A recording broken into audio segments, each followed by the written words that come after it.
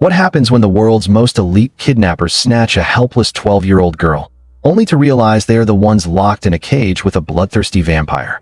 The kidnappers think she's a $50 million payday, but Abigail isn't waiting for a ransom. She's waiting for the sun to go down. Welcome back, Billionz family. This is the breakdown of one of the most disturbing movies ever filmed. Sit tight, because this ballerina is hungry for your blood. Something feels off the moment Abigail begins her ballet practice.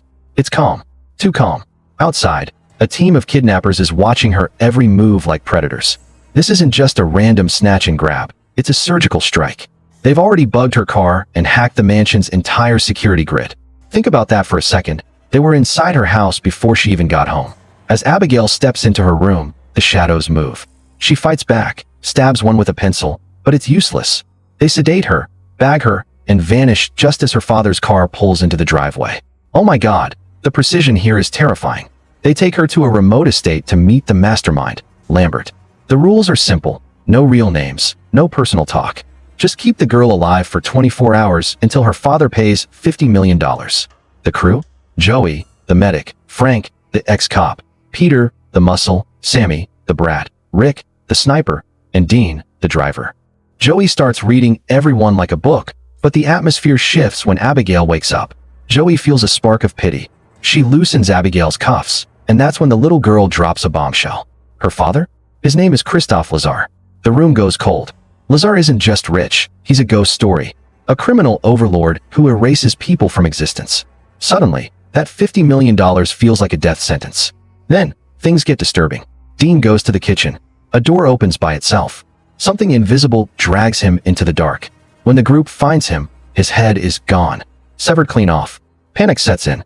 Frank and Rick mention Valdez, Lazar's legendary assassin who leaves headless corpses in his wake. They run to check on Abigail, but she's just sitting there, innocent.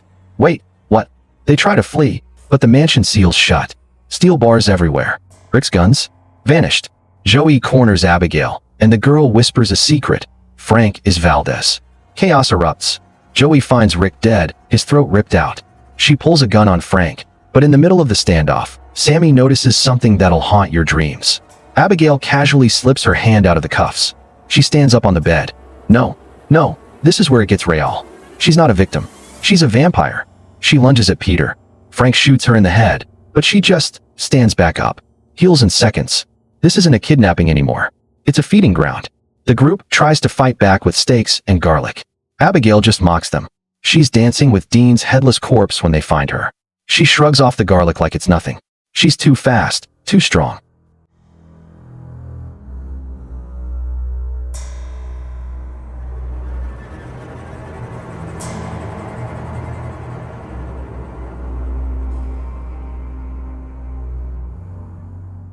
After a brutal beating, Joey realizes they can't kill her. They have to sedate her again.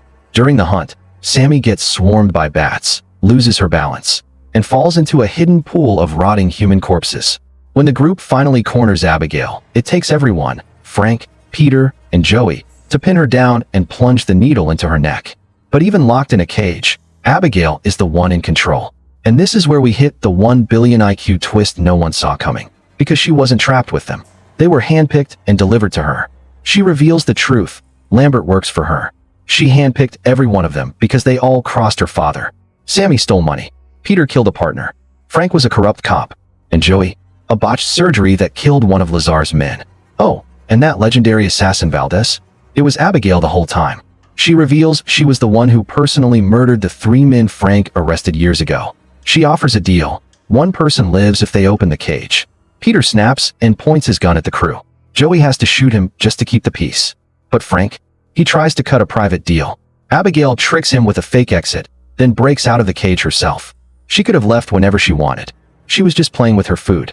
Joey saves Frank by letting in sunlight, burning Abigail's hand. But it heals instantly. The nightmare peaks when Sammy fully turns. Her mind snaps, and she kills Peter. Joey is forced to use a silver tray to reflect sunlight onto her, blowing Sammy into pieces. That explosion reveals a secret door where Lambert is waiting. He's a vampire too, turned by Abigail, and he's tired of being her pet. He reveals the kidnapping was his plan to gather Lazar's enemies to help him kill Abigail and her father. He offers Frank a choice: become a vampire, and help him take over Lazar's empire. Frank chooses power. He transforms. But the moment he turns, he kills Lambert. Now it's a monster versus monster showdown. Frank versus Abigail. Frank is winning. He's draining her dry. Joey tries to run, but Frank catches her. He impales her on a metal rod and bites her to turn her into his puppet. But Joey's soul is stronger. She pretends to obey, then strikes when he's distracted. She and Abigail team up for one final, desperate stand. They drive a stake through Frank's heart together. As the sun rises, Abigail explains that the vampire transformation stops if the sire, who bit you, dies. Then, the legend himself appears, Christophe Lazar. He's ready to kill Joey, but Abigail stops him. Joey saved her. Lazar lets her walk, but with a warning that lingers in the air. Joey gets in her car, finds her candy, and drives. She's alive, but she'll never be the same. Wait, don't click off yet. You missed the most disturbing detail in this entire movie, and if you didn't see it, you didn't see the real story.